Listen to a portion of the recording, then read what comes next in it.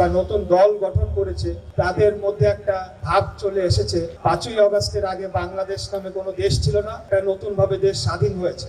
আন্দোলনের যারা মুখপাত্র হিসেবে দায়িত্ব পালন করেছে তারাই আন্দোলন করেছে, কেবল আর কেউ আন্দোলন করে নেই, আমরা ছিলাম না। 1971 সালে মহান মুক্তিযুদ্ধের মাধ্যমে আমরা একটা স্বাধীন ভূখণ্ড পেয়েছিলাম, স্বাধীন রাষ্ট্র পেয়েছি। আমাদের কিন্তু এই যে লড়াইটা কিন্তু শেষ হয়ে যায় না। বিএনপি তো অনেক বড় দল, 60 লক্ষ খালি আশা কি আছে। এখন ইদানিং নতুন যারা আন্দোলনে এসেছে বা নতুন দল গঠন করেছে তাদের মধ্যে একটা ভাব চলে এসেছে যে হয়তো তারাই একমাত্র আন্দোলন করেছে, আর বোধহয় কেউ আন্দোলন ছিল না। 5ই আগস্টের আগে বাংলাদেশ নামে কোনো দেশ ছিল না, 5ই আগস্টের পরে বাংলাদেশের জন্ম হয়েছে, একটা নতুন ভাবে দেশ স্বাধীন হয়েছে। কিন্তু আসলে আমি তাদের যে ভুল, সেটি বিভ্রান্তি, সেটি ভাঙানোর আমাদের প্রয়োজন রয়েছে।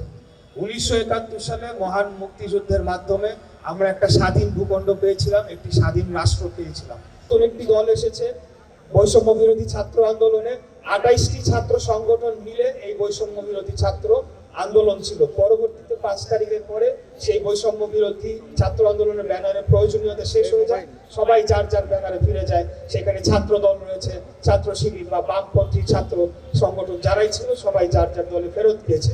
অতএব একমাত্র এই ছাত্র আন্দোলনের যারা মুখপাত্র হিসেবে দায়িত্ব পালন করেছে তারাই আন্দোলন করেছে, কেবল আর কেউ আন্দোলন করে নেই, আমরা ছিলাম না। এই বিষয়টা আমার মনে হয় এই ভুল ধারণাটা তাদের থেকে ভাঙাতে হবে।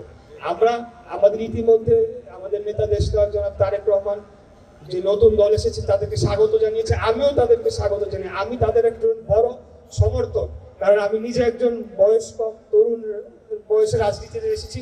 আমি বুঝি যে তাদের কি যে স্ট্রাগলটা, তাদের যে কষ্টটা রাজনীতির ময়দানে ফেস করতে হবে আমি বুঝি। আমি নিজেও তাদের বড় সমর্থক, কিন্তু আমি চাই যে তারা যে বিদ্যমান যে জনগণের আশা আকাঙ্ক্ষা রয়েছে, আগামীতে একটা জাতীয় নির্বাচন হবে, সেটির মাধ্যমে তাদের জনপ্রিয়তাকে প্রমাণ করে তারা সংসদে আসুন।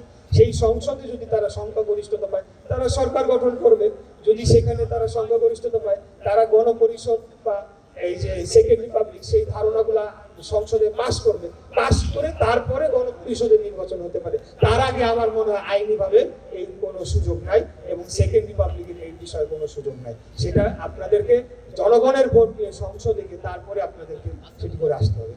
আমাদের কিন্তু এই যে লড়াইটা কিন্তু শেষ হয়ে যায় নাই। আমাদের মাঝে কতিপয় ব্যক্তি, সারা দেশে বিএনপি তো অনেক বড় দল, 60 লক্ষ খালি আশা কি আছে, কোটির অধিক আমাদের পরিবারের সঙ্গে, আর যদি আমাদের কর্মী সমর্থক করি তাহলে কোটি কোটি মানুষের দল। সেখানে কিছু ব্যক্তি যদি অপরাধ প্রবণ হতেই পারে, সে অপরাধ করতে পারে, কিন্তু সেটার দায় দল নেবে না, সেটা ব্যক্তি দায়, সেটা বিএনপির কোনো বিষয় না। তো আমি বলবো যে আমাদের যে আগামী দিনে যে মানুষের মূল উদ্দেশ্য কি ছিল আমাদের এই আন্দোলনটা, সেটা হলো বাংলাদেশে গণতন্ত্রকে পুনঃপ্রতিষ্ঠা করতে হবে, গণতন্ত্রকে ফেরত আনতে হবে। সেখানে সংস্কার বা অন্যান্য বিষয়গুলো সেটা কে করবে, সেটা করবে একটা নির্বাচিত সরকার। একটা অনির্বাচিত বা অন্তর্বর্তীকালীন সরকার কিন্তু স্থায়ীভাবে কোনো সমাধান সেটা দিতে পারে না, এবং দিলেও সেটা স্থায়ী হবে না।